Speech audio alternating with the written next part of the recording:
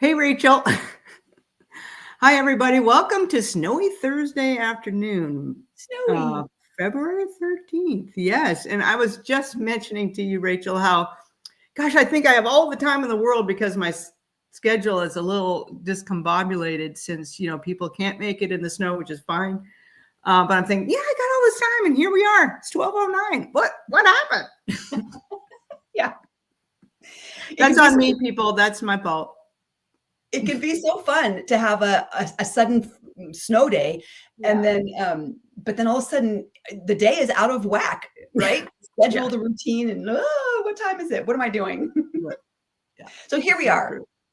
Yeah. Here we are, the day before Valentine's Day. The whole heart day is, the whole month is dedicated to heart, whatever. Where's my heart?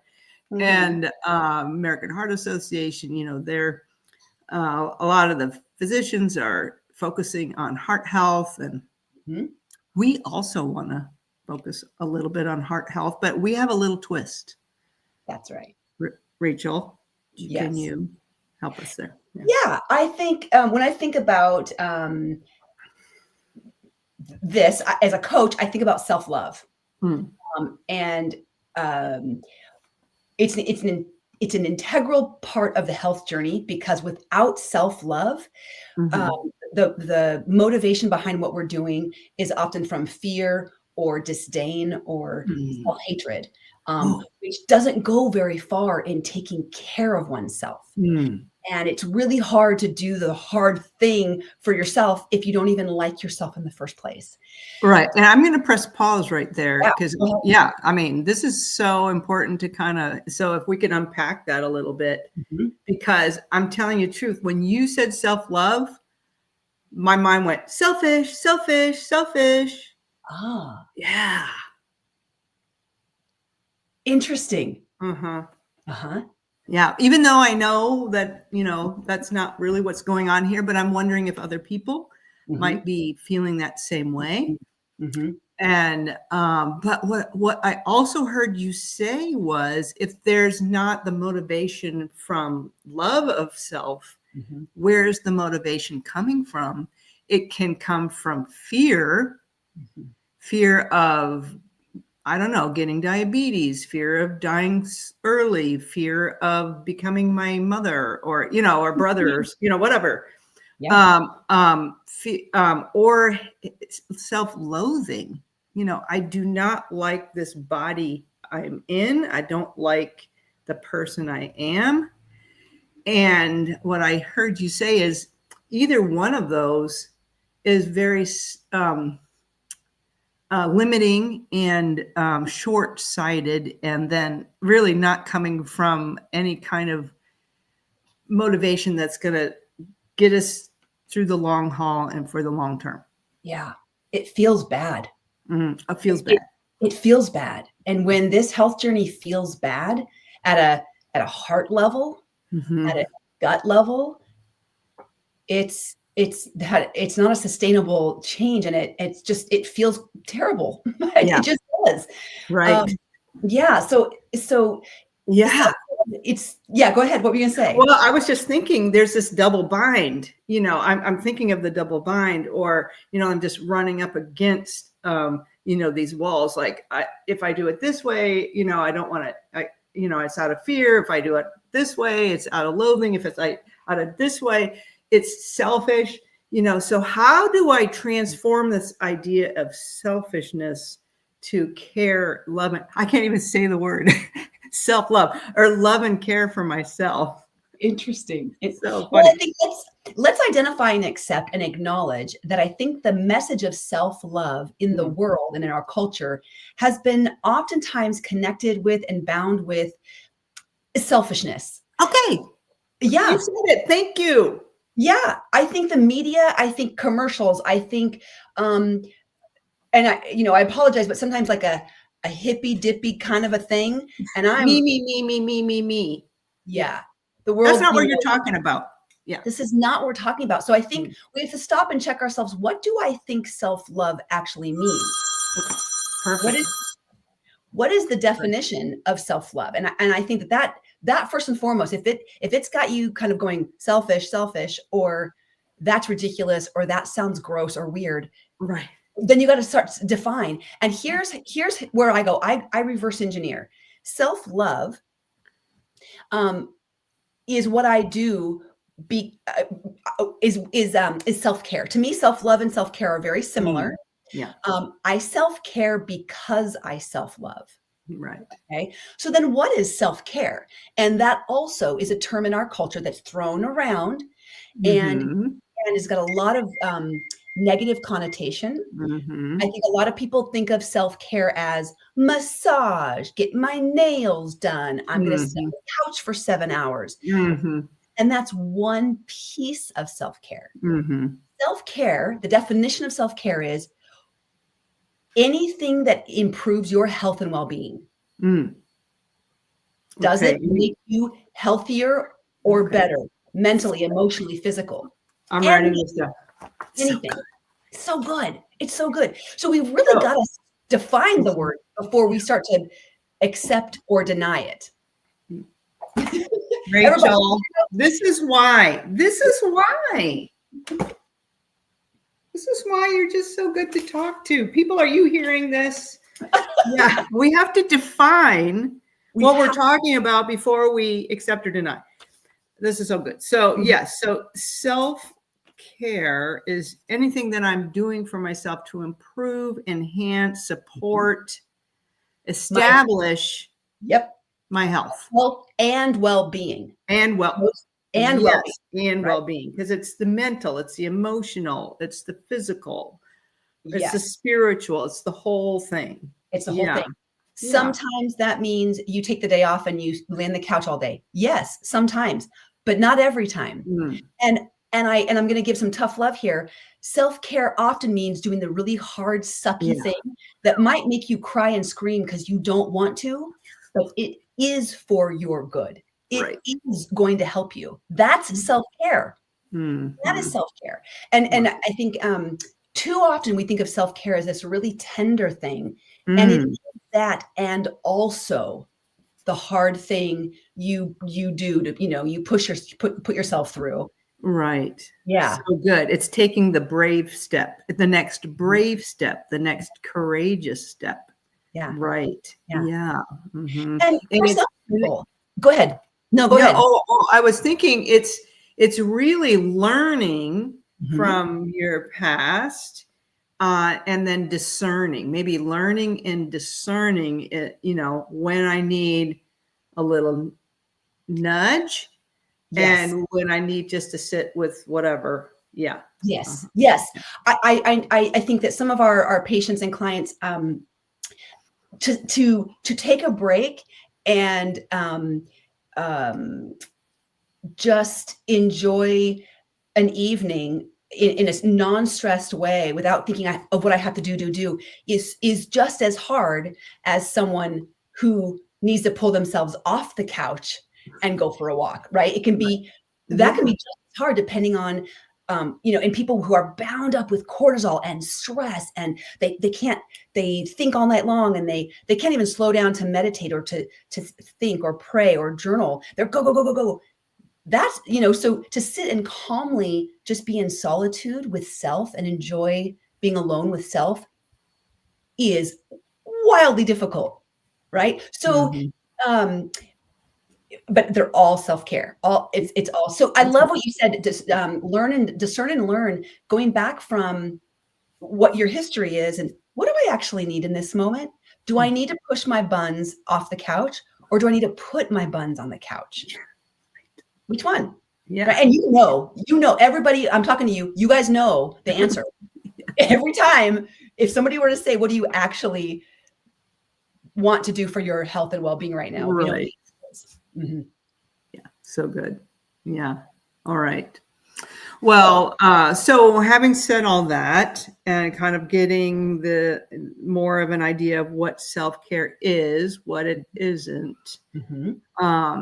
Yeah. So what kind of ideas can we maybe encourage people to do? Or maybe you can share some of the things where you've come from and what helps you in your care of self. Yeah.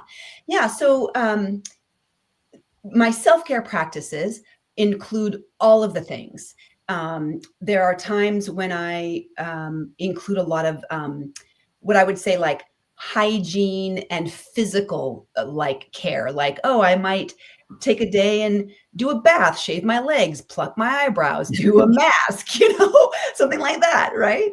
And I'm not kidding you. That kind of stuff actually feels, whether you're a man or a woman, whatever your hygiene, when you take an hour or two to be like, you know what, I'm going to close my bathroom door and I'm going to like do some stuff, right? Like whatever you're doing in there, take care of that stuff. But it's taking time out of your day. You're alone. Maybe you have some music on, maybe you have a candle on, maybe you're listening to a great podcast. And it's like, I care about this enough to like keep it up a little bit, to prune and shear, right?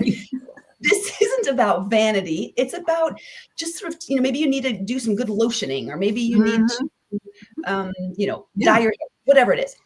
But then I have, and those are things I add in when I'm feeling like a little depleted on alone time. I love alone time and solitude. So when I'm realizing, ooh, I haven't had like some alone me time, I might plug that in. But that's not a daily or a weekly or on a regular schedule. Right. For me, my regular self-care is going to be things like, have I gotten my movement? I mean, it seems so cliche. Have I gotten my movement in? Right. Eating according to my health plan. Am I taking times during the day to de-stress? Whatever that looks like. Am I sleeping? What is my sleep like? Am I prioritizing my sleep? Yeah. Water. Like if I'm at all feeling disjointed or not well, if I'm feeling some wellness, my lowering of my wellness, I'm going to go, okay, hold on. Let me check my normal self-care routines. What's missing? What have I not done? What have I forgotten? Yeah. Good.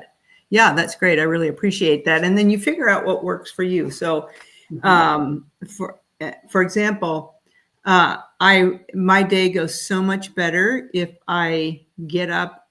I have my coffee, but if I get up and do 30 minutes of cardio right off the bat. I mean, I love to feel that sweat, and then hit the shower, and and when I don't do that, I miss it. So, and I'm just a happier person. I'm more flexible. I can show up and be more present with other people when I have that rhythm going. And then from there, I go, whatever, hit the showers. And then I have that 30 minutes of alone time, solitude, meditation, prayer. And it takes it to another level of being present. So when I do those things for myself, I can bring that encouraged, energized self to my day. Yeah. So that doesn't sound selfish at all. It sounds like you're loving yourself. That's self-love.